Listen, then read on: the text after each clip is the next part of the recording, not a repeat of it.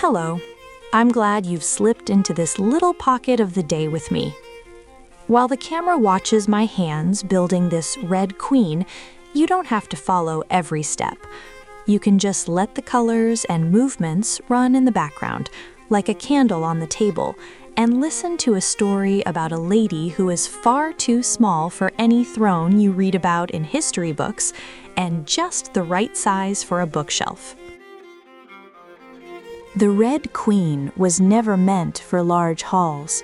She prefers places that remember breathing, rooms where the air smells slightly of paper and dust, staircases where light comes through chipped glass, corners where someone once left a cup of tea and never quite finished it.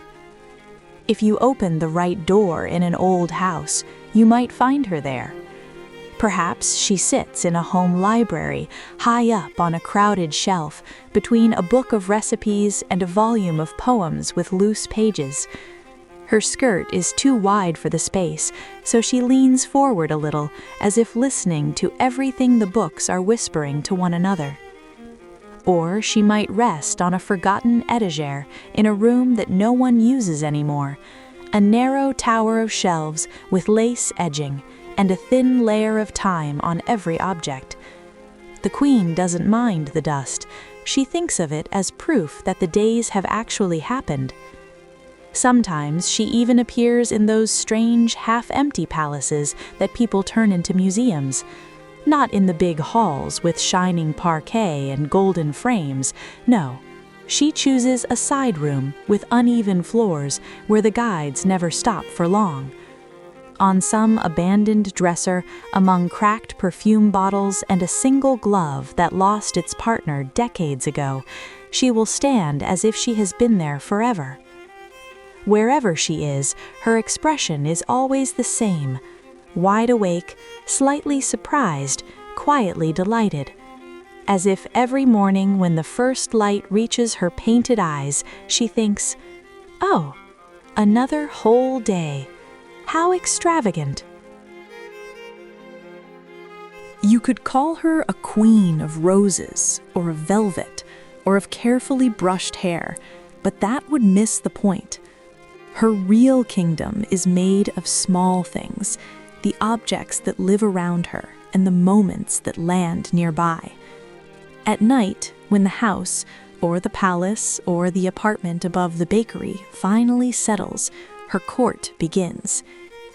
A chipped teacup on the shelf below clears its throat and complains that it has not seen proper jasmine leaves in years.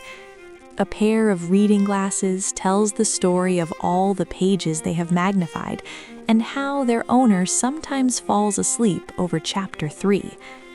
A dried flower in a vase remembers the afternoon it was picked, the hand that held it, and the promise that came with it. "I'll call you tomorrow." Tomorrow got lost somewhere, but the flower has not given up on it. The Red Queen listens to them all. She does not have a scepter. Instead, a red crystal hangs below her like a drop of captured afternoon. When a story feels especially true, not grand, not impressive, just honest, the crystal catches a glimmer of it and keeps a little spark inside. From one day, it might hold the way a child laughed at a mispronounced word. From another, the courage it took someone to finally throw away a letter that hurt. From a third, the quiet satisfaction of a drawer that was, at last, put in order. Once a spark is stored, she tilts her head the tiniest bit, and somewhere inside her skirts, a hidden bell gives a soft chime. Not a loud, royal sound, more like a teaspoon tapping the rim of a mug. That is how the Red Queen says, "Yes, this moment counts. It really happened."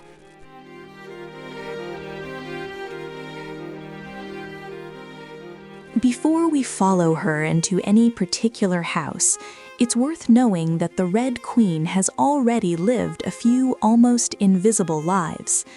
For one winter, she stood in a tiny second-hand shop behind a tram stop.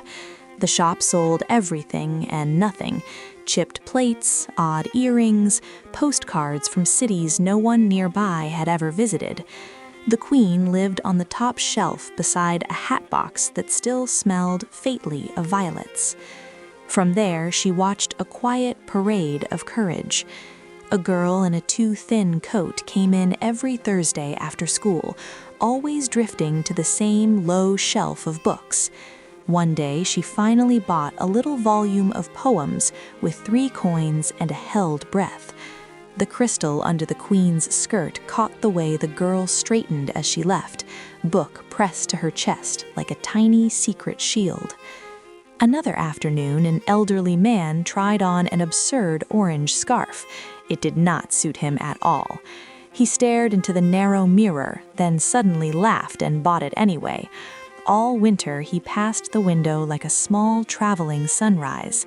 The queen kept that too, not the color, but the decision to choose something cheerful for no sensible reason. When the shop closed, the queen was wrapped in paper, tucked into a box, and carried away. For a short while, she passed through a castle, not the fairy tale kind with dragons, but a stone building with echoing corridors. A handyman left her by mistake in an empty hall between 2 enormous battle paintings. Tourists shuffled past without seeing her, until a school group got lost on the way to the armory. While the teacher argued with a map, a boy in a knitted dragon hat spotted the queen on her box. "Look," he whispered, "a secret princess." He bowed to her very seriously. His friend, loyal if not convinced, bowed too. For 3 seconds, in that vast hall of dates and dust, the Red Queen received a private ceremony from 2 children who decided she mattered. The hidden bell inside her skirt almost rang. Objects like her are always moving, traded, gifted, wrapped and unwrapped. If you asked her to draw a map of her life, she wouldn't mark years or countries. She would mark a tram stop, a top shelf, a patch of museum floor, a girl with a book, a boy in a dragon hat. That is how she measures time, not by clocks, but by the moments when someone, for a heartbeat, lets their real self breathe and offers a coin, a bow, a smile to a small red queen.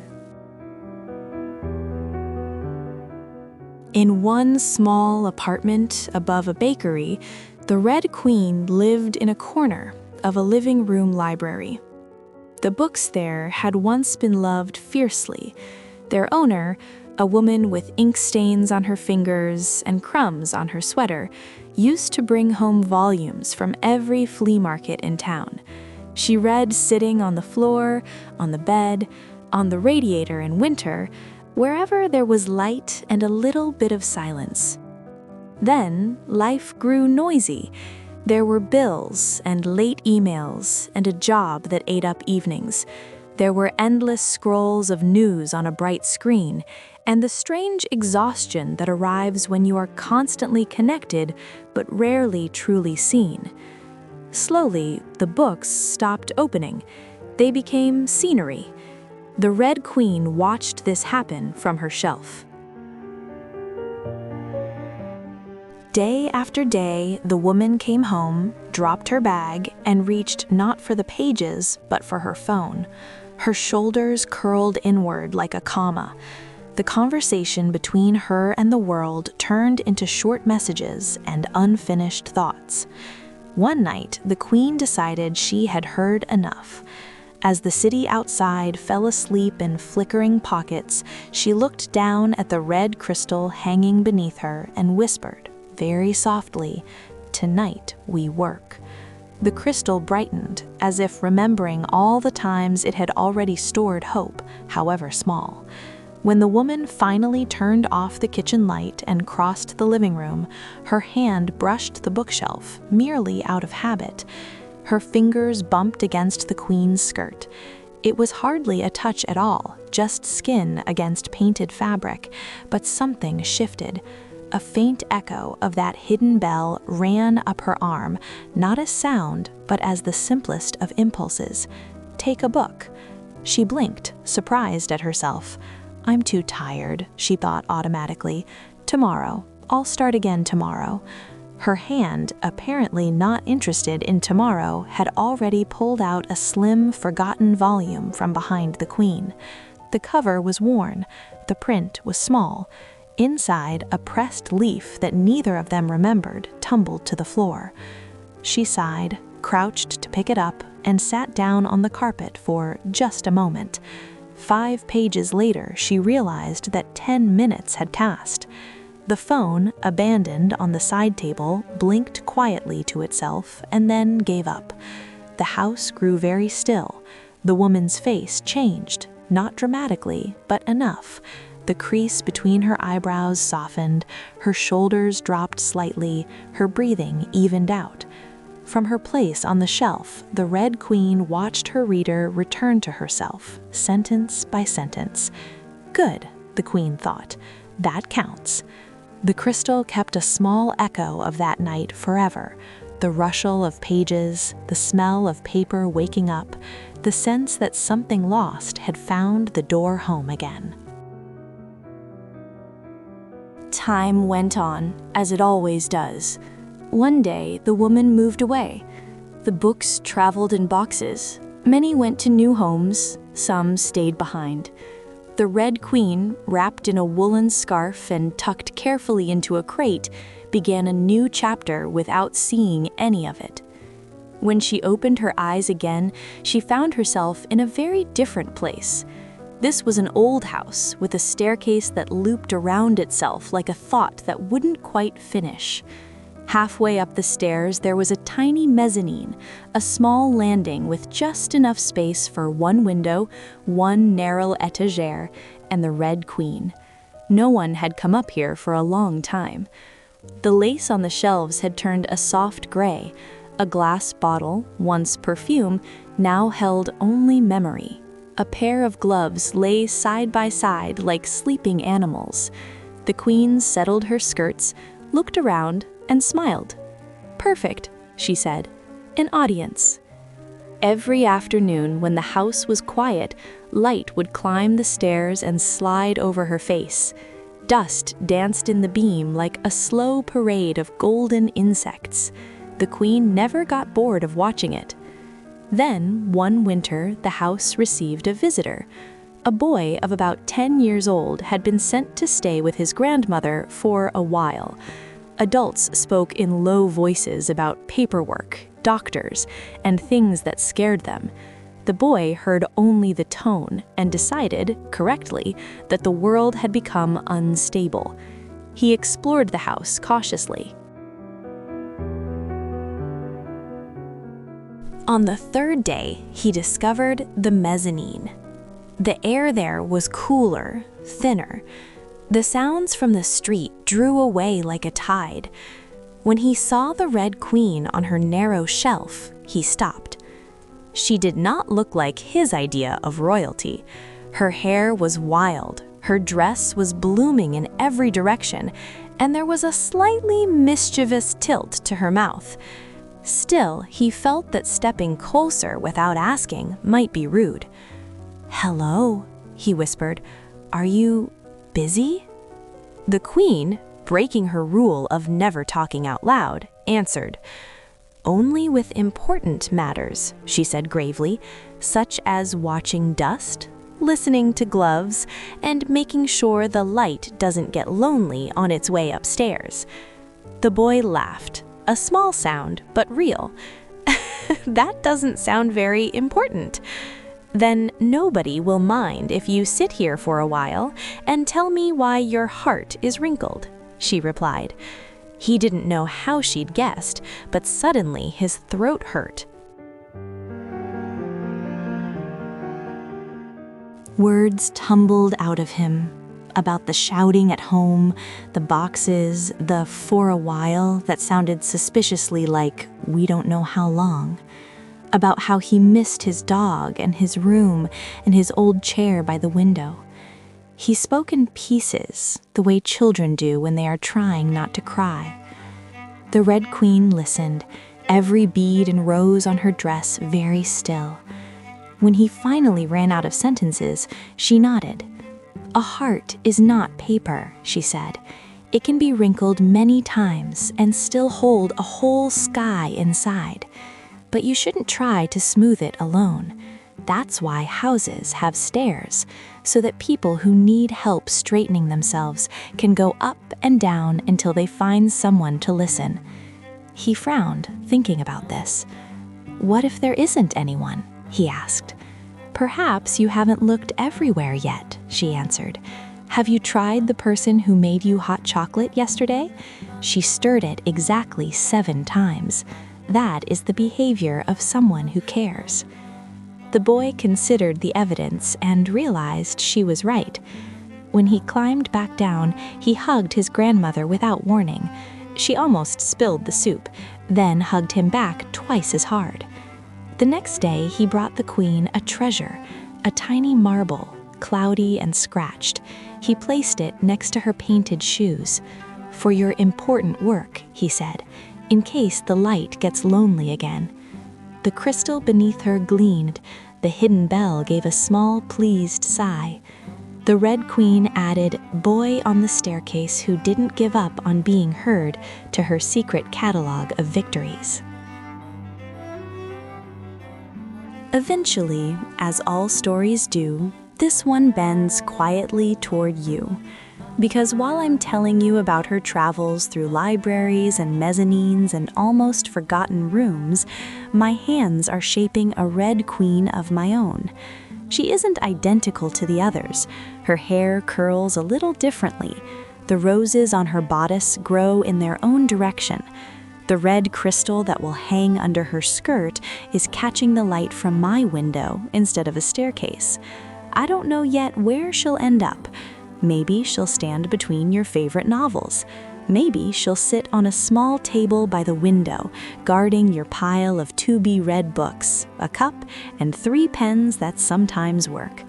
Maybe she'll live in your studio, watching over threads, brushes, and half-finished ideas. Wherever she goes, I hope she keeps the same habits: to look at each day with fresh surprise, to be quietly pleased by the way light falls on ordinary objects, to listen without rushing to fix anything whenever someone sits nearby with a busy heart, and of course, to decide with that hidden little bell only she can hear which moments are worth keeping. It's usually the ones you think are too small to matter.